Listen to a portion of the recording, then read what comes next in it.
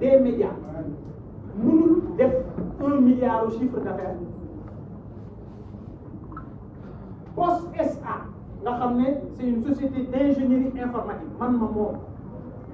ànd ci ak ay nit ay jeunes sénégalais ñuy liggéey lii document wu impôt ku ne xam ne ne lii document wu impôt ñoo ko signé dañoo ñëw ñeenti weer nekk ci suñu bureau di gëstu parce que nee nañu ci juróomi at yi ñu liggéey ñun juróomi benn at yi ñu liggéey ci POS xaalisu jooju toll woon na ci 1 milliard ak ñaar fukk ak lu topp man Bougane ma géré 1 milliard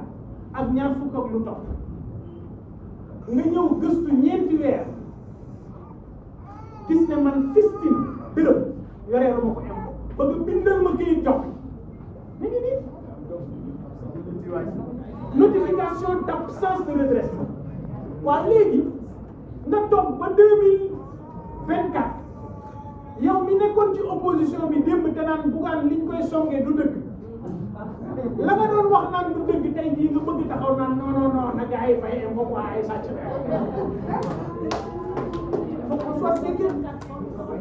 il faut qu'on soit sérieux politique baax na mais parloo moo bon politique baax na mais ni ñu koy defee moo ñaaw mais qu'est-ce qui a changé et puis bu ñuy présenter dossier wu fisc bi temps yi da ngay dem bay jàppale dossier bu bees la beesul du dëgg lii mooy dossier bi fi amoon en 2021 et puis xam nga comme baaxul na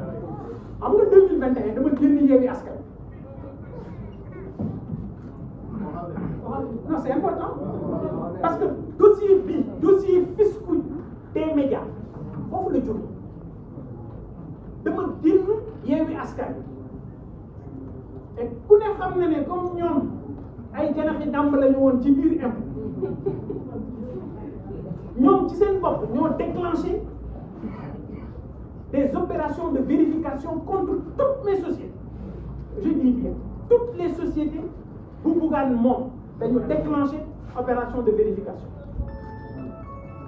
toutes les sociétés bu Bougane moom ñu déclenché opération de vérification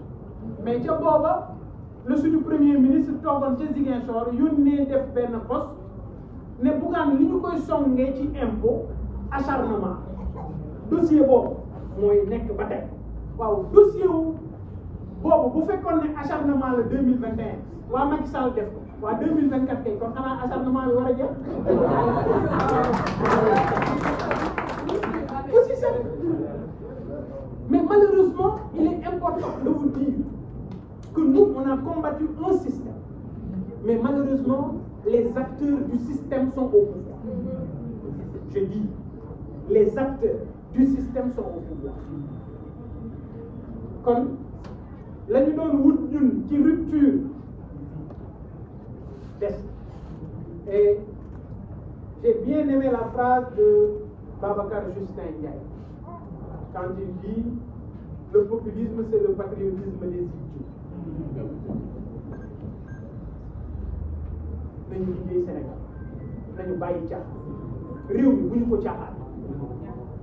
man Bougane ku ma xam ne liggéey rek lay man aw ma beneen passe-temps aw ma beneen distraction man suma passe-temps sama passion yëpp liggéey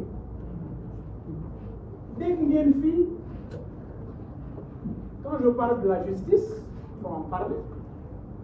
ñu def fi les assises de la justice parce que pour man jaru ko xam nga fi nga jëm xam nga li nga war a def na nga koy defee xam nga ko ay nit nga àndal ñu xel ay borom xam-xam nga àndal ñu liggéey ak yow nga jaay un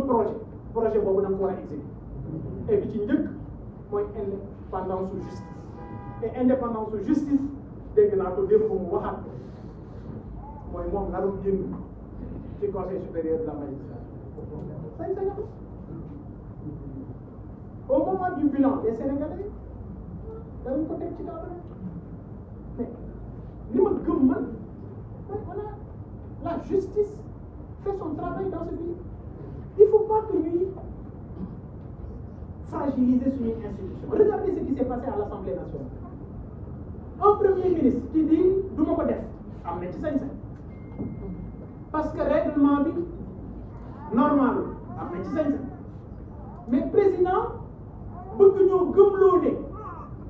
assemblée populaire ba ñu waroon def non loolu mënoon naa nekk parce que ay borom xam-xam mënoon nañ faa teew.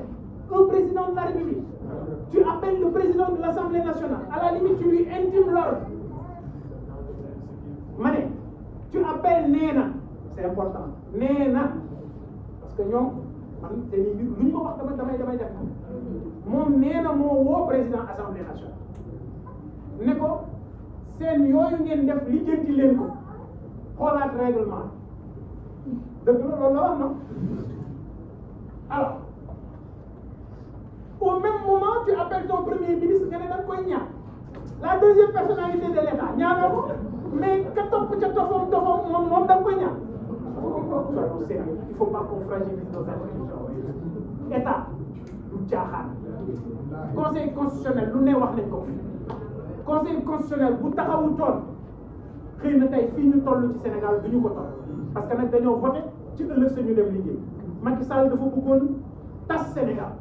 conseil constitutionnel ne ko non kon institution yu dëgër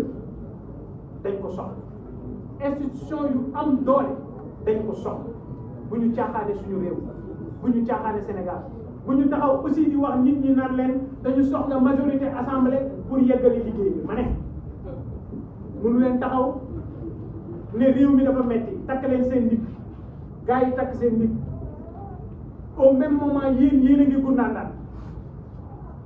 yéen a ngi noos yéen a ngi seen i fonds politique gis naa sax ñuy joxe ay xar ak i chèque ci ñu ko mënutoon kon bu ñu fooyee Sénégal justice boobu dañ leen war a respecter.